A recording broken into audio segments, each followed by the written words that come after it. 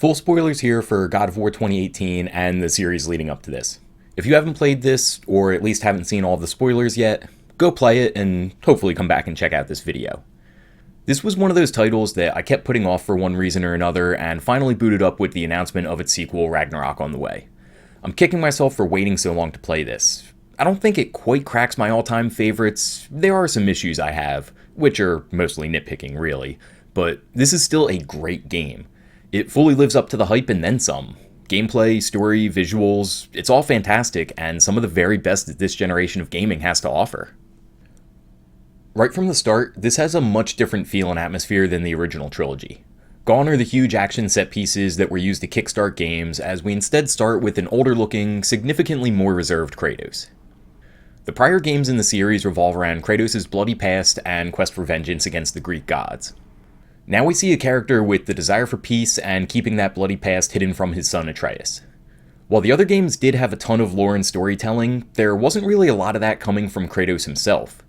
His actions are what pace the story, but his motivations and character traits never really change.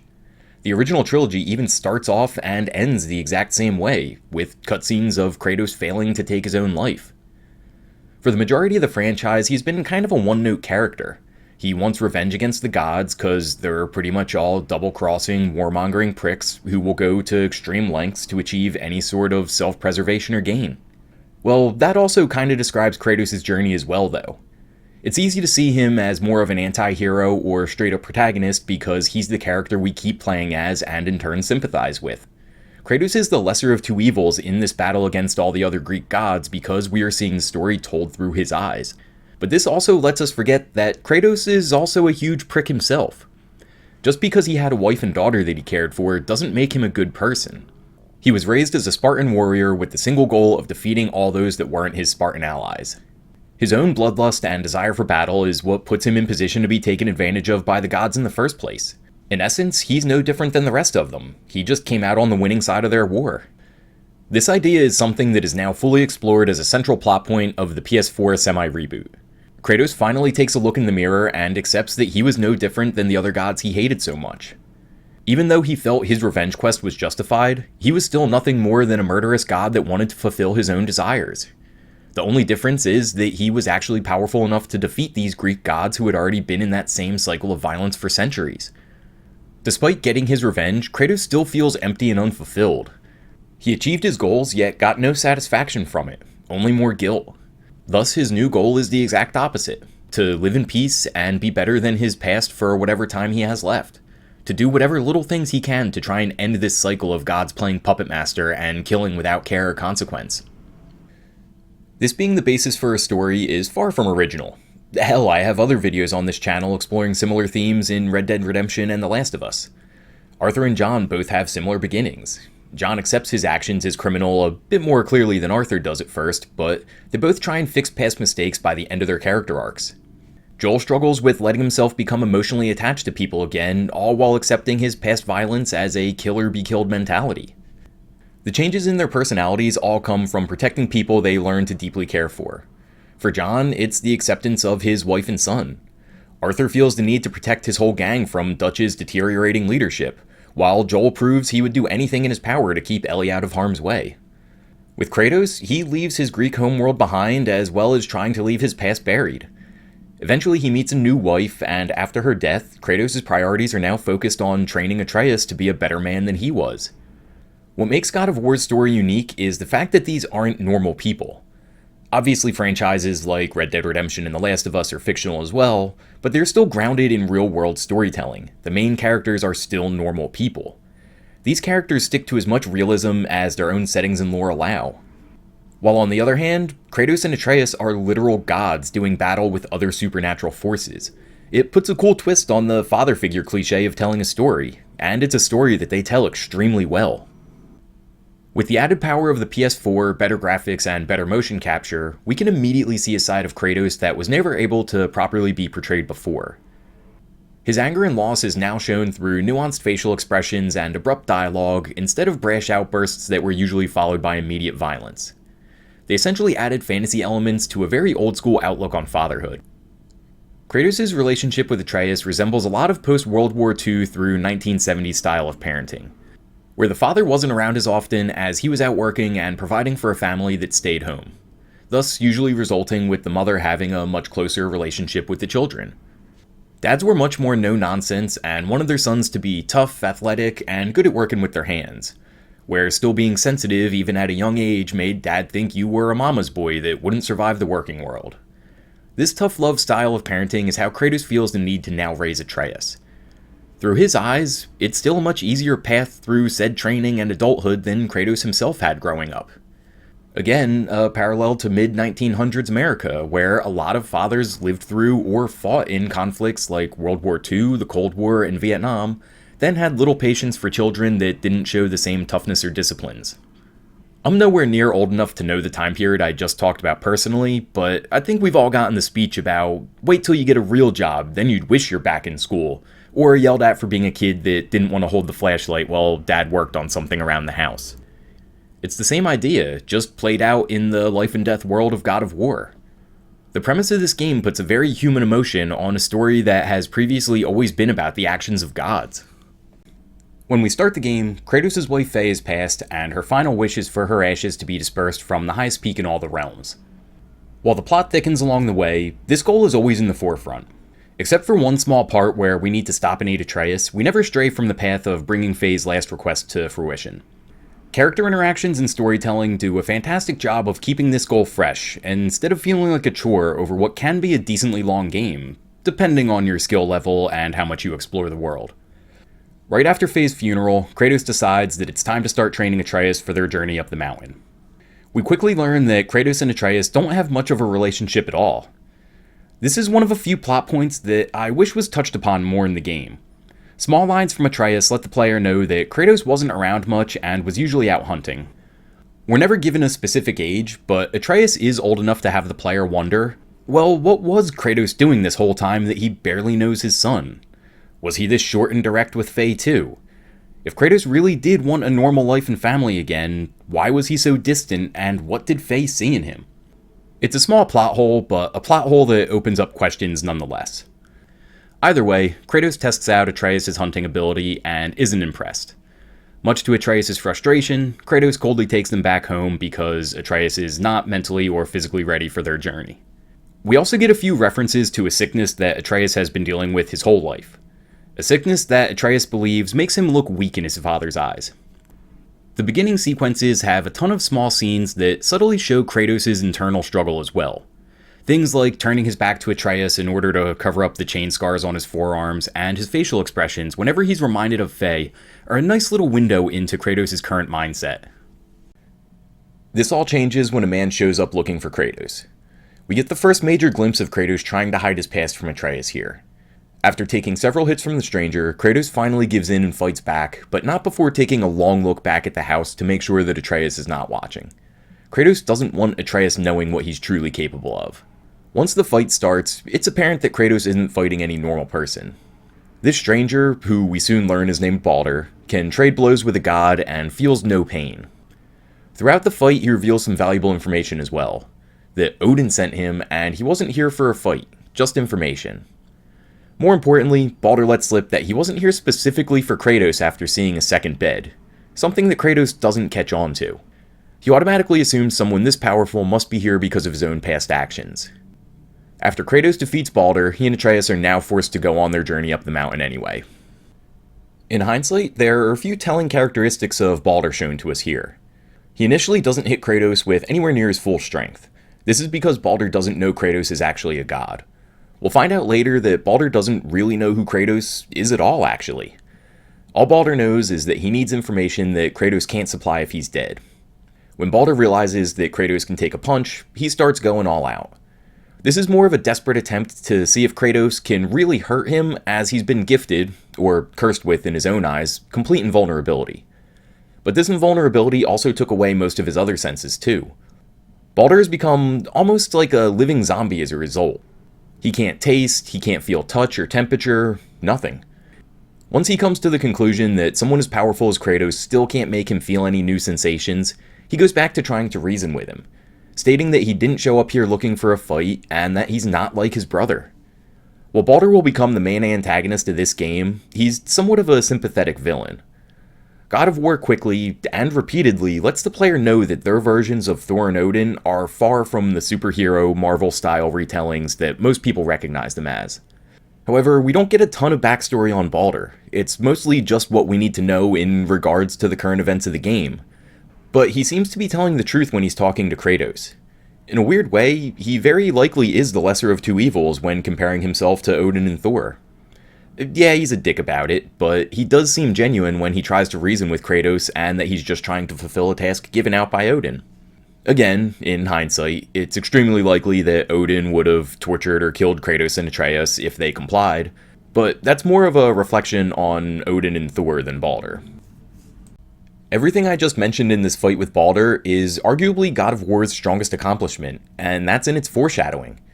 In most cases, it's really not subtle foreshadowing at all. Underlying themes are put directly in front of the player. What it does with that is done extremely well though, and that's how the litany of foreshadowing they give misdirects the audience. Every line of dialogue that Baldur has leads us to believe that somehow he knows Kratos is a god from another land. Freya further backs up our thinking when she warns Kratos that once the gods of this realm learn of his existence, that they'll come looking for him, an action we think has already taken place. All Baldur really knows is that Odin told him a giant has been hiding out in the woods. It's not until after his initial fight with Kratos and his continued search that Baldur realizes Kratos is a god, and it must be Atreus that he's truly looking for. During the fight with Magni and Modi, they call Atreus a half-breed, realizing he's actually the giant. After Modi is defeated and Magni is killed, there's no doubt left in Baldur's mind. He needs Atreus, not Kratos. This also plays into the lore we hear about with the Aesir gods being blinded by their power. It takes all of this to happen before they accept that somehow Kratos is a god they're unfamiliar with. While smarter, more level-headed characters like Mimir and Freya notice it immediately upon meeting Kratos. A great example of this is how they handled Atreus' sickness. We're led to believe that it's just a common illness that he's always been living with. Another reason to think that he truly needs Kratos' protection and that he really isn't ready for any of this conflict. Until he learns that he's a god, Atreus is every bit that little kid who does need Kratos' protection though. Pair the sickness with Atreus' higher intelligence and natural compassion, and you fully believe that he won't ever truly be a strong fighter. In a creative way, they initially made Atreus out to be somewhat of a damsel in distress type trope character. He starts off barely able to finish a big fight without the sickness showing, but by the end of the game, Atreus is legitimately helping fight Baldur and tanking huge falls along with Kratos. It's an awesome payoff to see. Now, there's a lot of layers here to talk about with Atreus' sickness and learning of his heritage. At first, I thought his sickness coming from thinking he's immortal was kinda dumb. That it was more of a plot device used for pushing the game forward and giving Kratos a reason to feel guilty. In hindsight, I'm okay with it now because it's more than just that. It's a culmination of all Atreus' self-doubts about how he believes that Kratos never wanted a person like him as a son. When he sees what Kratos is capable of, he knows he'll never achieve that kind of strength, which in turn makes him think that Kratos will never really care about him. It pairs with his internal struggle of both wanting to impress Kratos, but not entirely wanting to be the same type of man that his father is. What I'm still very on the fence about is just how Atreus learns of his godhood. As I just said, he watches Kratos do some crazy shit. He even brings up how insane it is that Kratos can fight and defeat gods. He hints at knowing Kratos has a darker past that he's hiding. Hell, shouldn't he wonder why Kratos hates all the other gods so much too? The game has made it clear that Atreus is a very smart kid. All the writing is on the wall for Atreus to be the one to bring it up. Yes, he hears all the stories about how powerful the gods are, but again, he's watching it firsthand from Kratos. When he says he knows the truth and now knows for certain that he isn't what Kratos wanted, I feel like it would have flowed better if he said something along the lines of, "I'm not a god like you. That's my curse, isn't it? The real truth is that you're a god, aren't you?" Which then still forces Kratos to tell Atreus the truth that he is indeed a god too. To save face, you could have Kratos still throw in a line about caring for Atreus' safety when he's explaining why he hid the truth from him, or better yet, have Kratos apologize and take responsibility for the sickness that Atreus has been dealing with for years. His sickness ends up being a plot point that just gets dropped quickly. Atreus never wonders why he never gets sick again. All this would take away a little bit from Kratos' character feeling like a shit dad and telling Atreus himself, But it's not like Kratos comes completely clean here, or even at the end when he admits to killing Zeus. There's still that little elephant in the room about why his skin is white. But I'm assuming that's something they will be keeping in their back pocket for Ragnarok or a potential third game in the series. The last part I want to touch on for Atreus' sickness and godhood is how much of a shithead Atreus turns into once he learns about it. I couldn't wait for that section of the game to be over when I first played it. Don't get me wrong, it's still annoying to play now, but I get it a bit more the second time around. On your first playthrough, it comes off as an extreme change in Atreus' behavior, but it does seem warranted. This is essentially like when you hear people say that they wouldn't quit their day job if they won the Powerball. Shut up, yes you would. $100 million in the bank makes it a lot easier to hit the snooze button instead of dealing with customers, bosses, or your commute. You'd recklessly spend some money and change a little bit to it first, at least until you got used to your new life of fortune. That's Atreus here. He just hit the lottery in his eyes. Sure, at first Atreus is full of wonder and asks a lot of questions that a little kid would, which is a fantastic scene, by the way. Kratos spent Atreus' whole life fearing that he would turn out like all the other gods, but instead Atreus is more concerned with being able to turn into an animal. It's another quick line that reminds the player how young and naive Atreus still is. It's from here on that we see Atreus turn into an annoying little dickhead, though. But mostly he's just confused. Kratos isn't exactly the best dad or friendliest person, and most of the stories he hears of the gods are them abusing their powers. He genuinely thinks that this is the way a god should act. He knows Kratos has done horrible things with his powers as well. After he kills Modi and Kratos tells him that there are consequences to killing a god, I didn't take Atreus' question of how would you know as literal. This was more of him proving a point and asking a rhetorical question. He's realized that Kratos has killed gods before Magni, something he alludes to a little later on in the mind level. He's calling out Kratos on being a do as I say, not as I do teacher. Him acting this way is his way of trying to impress Kratos and acting how he thinks a god should act. He's clearly toughened up and embraced his newfound godly durability and fighting powers. He's a far cry from the kid that couldn't pull himself up from a bridge at the start of their journey. Is he on Kratos or Baldur's level yet? Hell no. But he doesn't know that. At the heart of it, he's still just a little kid. He now feels invincible. Like a lot of cocky kids in the real world, he needs to get brought down a peg, and that's exactly what happens when he tries to face Baldur head on. With all that said, I could be making up my own headcanon a little bit in this next part, but I feel like his Spartan heritage is also partly to blame. The last time he falls ill, it's because he unknowingly tries to use the Spartan Rage. He definitely doesn't have Kratos' strength, but that's a power that seems to have been passed down from father to son. A power that might even be a little different for Atreus, as his looks almost like orange electricity more than Kratos' version, which looks more like fire. Anyway, when the two are in hell, Atreus seems like he doesn't remember killing Modi. Even says, "That wasn't me," when watching the reenactment. His actions and change in personality sound a bit like Kratos from the first God of War on PS2. Kratos would go into these almost blind rages and desire nothing but violence and war. That addiction to war was what caused him to kill his first wife and daughter. He didn't realize what he was doing and who he just killed until it was already done. I think in Atreus' case, he had a little bit of that same Spartan bloodlust. The combination of being stabbed by Baldur, crashing into hell, and the lecture from a very angry Kratos snapped him out of that aggressive mindset. Again, I could be making all that up, but it does give even more of a reason why Atreus has such a quick personality change.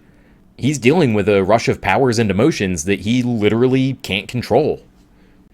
Speaking of headcanon, apparently I did make some up at one point on my first playthrough though. When Freya sends Kratos off to hell by himself, the scenes of him going back for the Blades of Chaos are arguably the best scenes in the game. It's intense as a standalone cinematic, even if you're unfamiliar with the original trilogy. If you're a veteran of the series though, this is one of the best ways I've seen any game, movie, or TV show handle a nostalgic moment. We all knew exactly what Kratos was going back for. We see the struggle in his demeanor, we even get a vision of Athena from Kratos' thoughts. And when we get to use the blades for the first time, felt so smooth to fight with and looked awesome in an updated game. These scenes are phenomenally done. But the nicest touch in these scenes is the storm that's going on around Kratos. The sky is red, winds are swirling, and there's constant cracks of thunder. It was perfectly placed for the internal storm of emotions that Kratos is fighting against, and also a not too subtle reminder of the looming threat of Thor. A Thor that was very likely just learning of Magni's death. That boat ride felt like it took forever on my first playthrough because I genuinely wasn't sure if this would be when we saw Thor for the first time. It was exciting, and the tension plays perfectly for where we are in the game's plot. Once Atreus is healed and we see how Thor beat the hell out of Modi, I really thought this storm was caused by Thor and his rage. Despite Zeus also being a god of thunder and ruler of all the Greek gods, Thor is no joke in Norse mythology and can easily be interpreted as just as powerful, or maybe even more so. We've been hearing all this lore of how destructive Thor is, and this storm was a big reminder that he is still very much a presence in this world. Well, apparently director Cory Barlog has said that this is not the case, unfortunately. That this storm was the world reacting to Atreus' illness and potential death somehow. Or at least that's what I took from it. For me, that's a little bit of a bummer. I felt like it took some of the intensity out of the situation. Obviously Thor is going to come in with a bang, no pun intended, when we truly meet him in the game. But this seemed like a great way of foreshadowing just how powerful he can be. Not to mention how I said it's a great symbolic metaphor for the internal struggle Kratos is going through at the time too. Literally 100% of people knew Atreus wasn't going to die here. So this storm being the world's reaction to his sickness now just seems like a overdramatic set piece.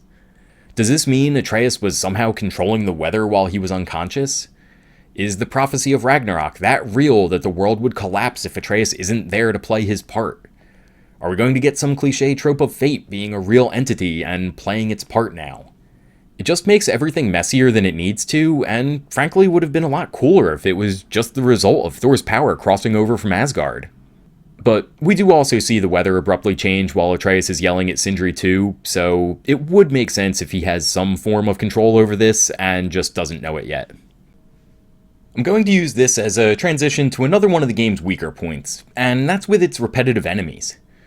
We're getting the Blades of Chaos so that Kratos can go fight the Guardian of the Bridge of the Damned in Helheim. Now that sounds like a pretty intense enemy. The original God of War trilogy was known for its over-the-top, large-scale bosses. I was expecting something like that again here. Something similar to the dragon boss from earlier. I don't know, something that sounded like the Guardian of the Bridge of the Damned. Instead, we get to fight the, 4th or 5th troll of the game. And this won't be the last time we fight essentially the same thing either. They get slightly different movesets, but it's the same enemy. I don't know if they ran into time constraints or it was simply a lack of imagination, but these boss fights got very old and became nothing more than a letdown when you're expecting something interesting. Hell, they can't even give us any different death animations. The Keeper of the Bridge had a slightly different death animation, but that's only because they didn't want his attack rock thing in the camera shot while Kratos cut its heart out. Don't get me wrong, the combat in this game is fun throughout, but it does still have its problems. Besides trolls and ogres being used too frequently, there are issues with the actual fighting as well too. Kratos' lock-on system is far from perfect. Both Kratos and the game's enemies will sometimes glide through attacks, giving them a way longer striking range. If the lock-on system doesn't line up with who you're trying to attack, this just puts Kratos in a no man's land and usually results in being stuck between two enemies, sometimes without even dealing damage to either one. This is coupled with button inputs that can easily lag behind Kratos' basic attack animations. This makes it difficult to stop combos on an enemy that is already defeated, and at times leaves Kratos open to hits because he's still physically attacking well after the buttons have been pressed. It's kind of a necessary evil when it comes to combo-based action games, but I found myself dodge rolling not just to avoid hits, but also as a quick way to stop Kratos from continuing to swing wildly in the wrong direction. Take it with a grain of salt, because that could very easily just be me button mashing too much or being bad at the game, but it was an issue I had while I was playing. Also, the kill animations for normal enemies are fun at first, but they never change either. It's the same for each enemy type. You get tired of watching the same thing time and time again because you fight the same enemies time and time again. And lastly, some of these killing animations involve Kratos charging the enemy and tackling them into the scenery, and it just doesn't work a lot of the time. Kratos will keep charging into a wall for a couple seconds before the AI times out and finishes the animation regardless. Besides looking very awkward, it gives enemies those couple seconds to close in on Kratos and get those same hits in while he's getting back into a combat stance. You never know when the game is going to run into this issue, so it makes any of his tackle kills a gamble. Later in the game, it doesn't matter as much because Kratos has better gear and better hit points, but early on, those hits hurt. This game can be pretty difficult. Dodge rolls don't make you invincible if you're still within the enemy striking distance, and going in guns blazing every fight can result in your death pretty quickly. Properly using Atreus becomes a necessity, and the game is much less forgiving than the previous God of War titles. It is still a hack and slash, but does play a little more like a Souls game rather than a straight up combo fest button masher. At least until you properly level up Kratos, then you can somewhat overpower most enemies. But if you're more of a casual gamer though, you will get more than a couple game overs along the way. On my first playthrough, I found myself shying away from the instant kill attacks because the potential of losing life on cheap hits and getting those game overs heavily outweighed getting rid of an enemy quickly. While we're on the subject of taking cheap hits, did anyone else have shit like this happen to them?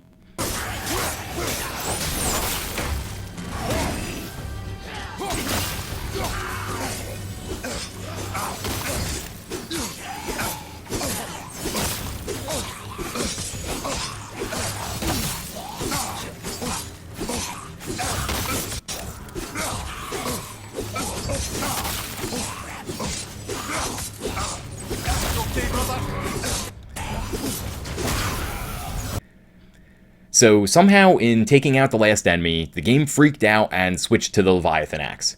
Maybe I hit the D-pad and didn't notice, so that's whatever, shit happens. But then I get stuck in a loop of being attacked. This time I let it go down as far as I could before using Spartan Rage because literally nothing else breaks that damage loop. I couldn't bring out the shield, I couldn't dodge roll, I couldn't quick turn, I couldn't attack, nothing. I even brought up the map a couple times because I was just hitting any combination of buttons. With all my gameplay capture being New Game Plus, this gave me a lot more health and defense, so I wanted to use that extra time to use every single button combination I could try before I needed to use the Spartan Rage as a get-out-of-jail-free card. Now, this didn't happen to me a lot by any means, but this wasn't the only time over 2 full playthroughs. I really don't know if this is a glitch or just a shitty game mechanic. I mean, I'm curious, did anyone else run into this issue? As far as I can tell, if you don't have Spartan Rage in this scenario, you're stuck watching Kratos slowly die because you took a normal hit that then never stops. Issues like these aren't game-breaking in the slightest, but they are still that. Issues I had with the game. But let's get back on track with something that God of War does extremely well though, and that's how it handles side quests and exploring. A huge problem in a lot of newer games is how side quests tend to come off as nothing but a means to extend a game's runtime, and I never got that feeling here. Small lines from Kratos about not caring to help others, but simply seeking out the rewards and training it provides, along with Atreus' desire to help people, make the side quests and exploring feel like a genuine part of the game, rather than just a time filler. During this exploring is when we also get a ton of lore and backstory told to us too. Again, where most games tend to struggle with keeping side quests as more than just item hunts and fetch quests, God of War's side quests feel very fluid alongside the main story. This is aided in a great deal by the addition of Mimir. His lore stories feel more like just that, stories, and not forced monologues to the player. It feels natural for Atreus to be asking questions and excited to learn about the giants and gods. It also feels in character when Kratos cuts off Mimir after docking the boat and tells Atreus to focus on fighting, not stories. What's great about this system too is that none of the side quests and lore take away from the main story. You can get every bit of information you need to know by playing the main narrative. The extra lore is a payoff for people who decide to search every corner of the map and see everything that God of War has to offer. In a lot of games, side questing either doesn't amount to much or goes in the opposite direction and gives you too much overpowered gear. God of War has a very nice balance here. You'll certainly level up and get some bonus perks, but it's never enough to make the game a flat-out cakewalk. When you continue on with the main story, enemies are certainly easier, but they are still a threat. It makes the player feel appropriately more powerful for taking time to do extra training, but doesn't turn Kratos into a complete tank either. What the side quests arguably do best is give us more interaction between Kratos and Atreus.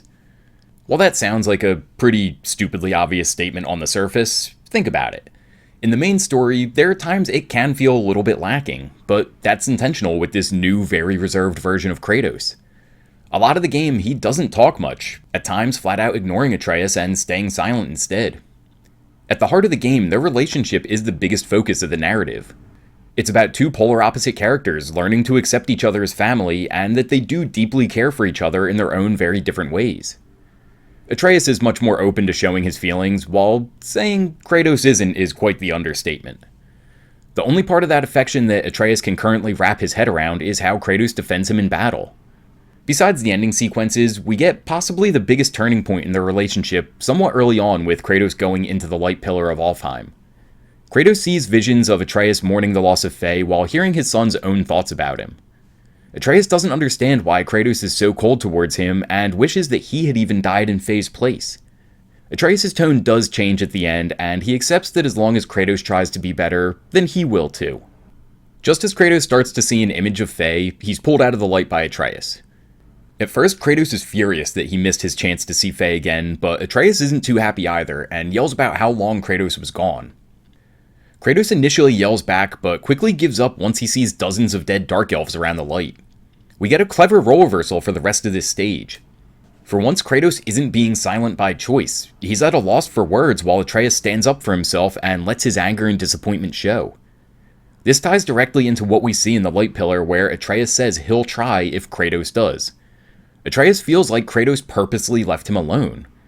As I said a minute ago, the only thing Atreus can take solace in is the fact that Kratos keeps him safe. But after he's left alone to fight the Dark Elves by himself, he now feels Kratos really doesn't care about him and goes as far as to straight up mock him through the rest of the level. Atreus is the one mouthing off and being passive-aggressive, while Kratos acts like a child and can't explain what he saw in the light or admit any kind of fault. In a weird way, they have somewhat of a bonding moment on the boat ride back to Midgard. Kratos still refuses to show any positive reinforcement to Atreus, but he does admit his sadness over Faye's death. Atreus apologizes and can live with the belief that Kratos doesn't care about him as long as he does truly miss Faye, further showing just how important she was to Atreus too. Kratos realizes this, and we get the closest thing to an apology I can ever remember Kratos saying. He admits that Atreus would have no reason to be familiar with his emotions or demeanor, and that he truly felt like he was only gone for a few moments in the light. Atreus continues to believe that Kratos still wants a strong warrior for his son, but does recognize that Kratos cares for his family regardless. Let's finally get into the ending. From what I've seen since I finished the game, it's a little bit of a mixed bag from players. Not on the story side, but more the gameplay side. Personally, I loved it. God of War has one of the most satisfying endings I've ever played. I've always been a huge fan of plot-driven games, and that's what this ending focuses on, the plot. Everyone is so used to the ending sequences coming directly after the final boss that I think it just threw some people off a little bit here. Our main goal throughout has been to disperse Faye's ashes from the highest peak in all the realms, and that's what happened. Why wouldn't that and further exploring the lore be the real ending? In the grand scheme of things, Baldur was just an obstacle for Kratos and Atreus to overcome. His death is more important for setting up Ragnarok than it is for the actual ending of this game.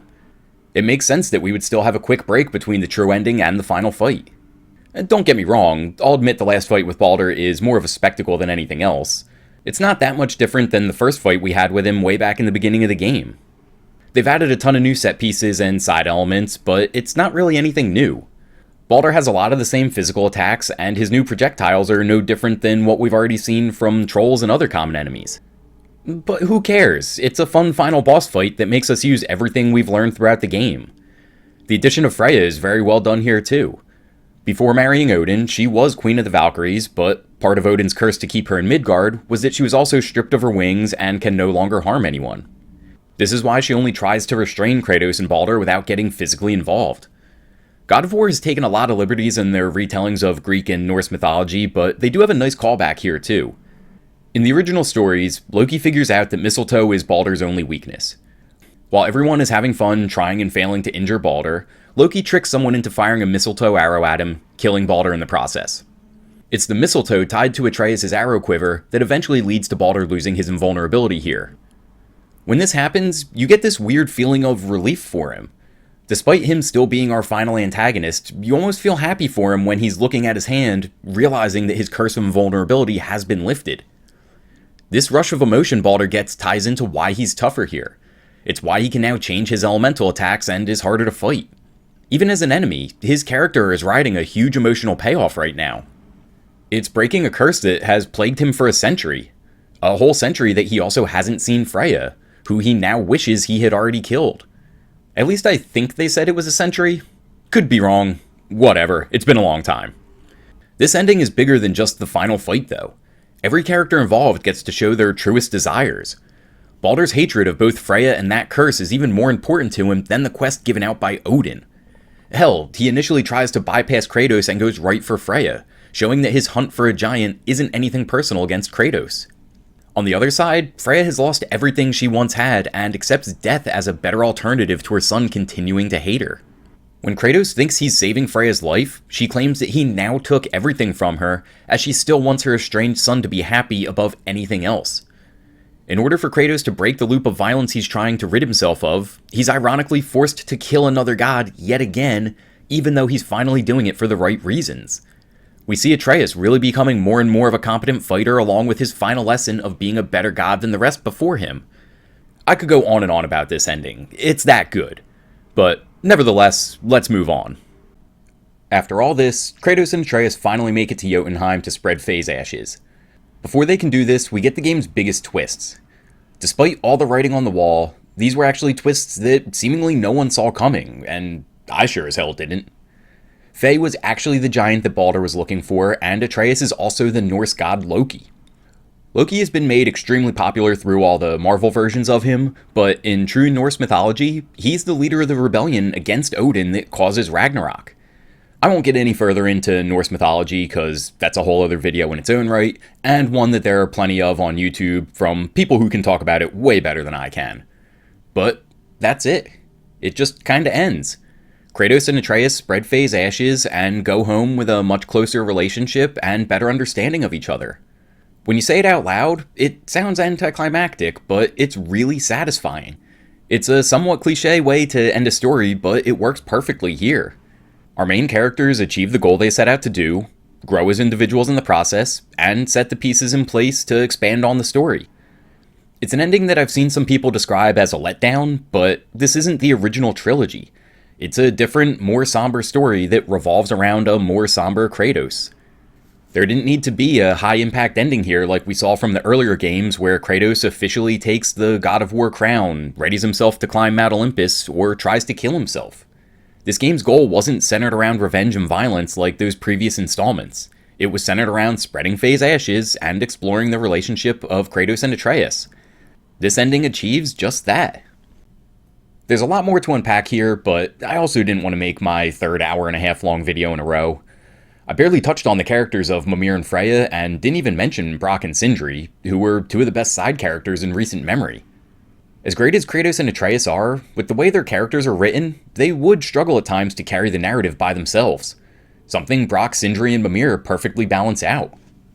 There's also a ton of things I passed over, like all the other locations, themes of broken families throughout the game, the Valkyrie battles, which characters other than Mimir figured out Kratos is the ghost of Sparta, the RPG level up elements, Tyr's travels showing he visited different realms with different gods that exist, the conflict between the Light Elves and the Dark Elves, and so on.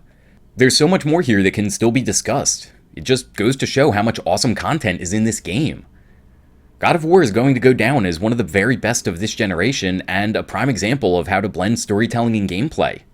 It's going to be the standard bearer and comparison for this style of action game for years to come.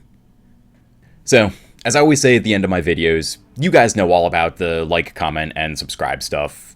Do so if you feel like it. It always helps out the channel. If you made it this far, thank you for watching. I really appreciate it, and I really hope you guys enjoyed it. That's all I got for this one. See you guys.